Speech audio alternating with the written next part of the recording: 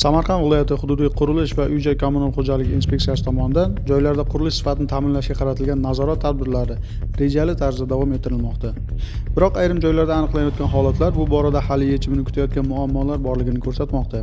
Xususan, Payariq tumanida barpo etilayotgan 5 qavatli turar-joy binosi qurilishida o'tkazilgan navbatdagi o'rganishlar fikrimizga misol bo'la oladi. Qurilish jarayoni ko'zdan kechirilganda ayrim kamchilik va xatoliklar aniqlandi. Jumladan, binoning 4-blogidagi seysmik mustahkamlikni ta'minlovchi belbog'da temir bog'lamlar loyihada ko'rsatilgan tarzda o'rnatilmagan. Shuningdek, ikkinchi qavatda qo'llanilgan ora yopma plitalar ham talab darajasida joylashtirilmagan. Qolaversa, ushbu ora yopma plitalarga oid sifatni tasdiqlovchi hujjatlar taqdim etilmagan.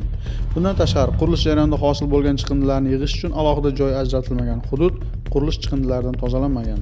Payariq tumanida mana ko'p qavatli turar-joy binolari monitoring o'tkazildi. Monitoring davomida bir qancha kamchiliklar aniqlandi.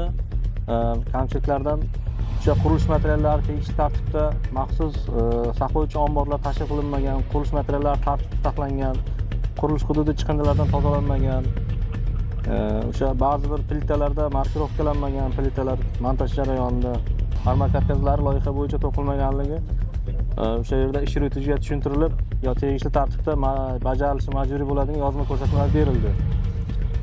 O'sha berilgan yozma ko'rsatmalar belgilangan muddatda bartaraf etilmasa, ma'muriy javobgarlik to'g'risidagi kodeksning 99-moddasining tegishli qismi bilan javobgarlikka tortilishi tushuntirib o'tildi. Bu kabi nazorat tadbirlari tizimli ravishda davom ettirib boriladi. Ta'kidlash kerakki, qurilish bu shunchaki devor ko'tarish emas.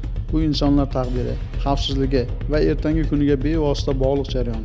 Chunki qurilishdagi har bir beparvolik kelajakdagi katta muammolarning boshlanishi bo'lishi mumkin. Quruvchi har bir g'isht qo'yishda masalaning ushbu muhim va nozik jihatini aslo yoddan chiqarmasligi lozim. Joylarda nazorat tadbirlari davom etmoqda.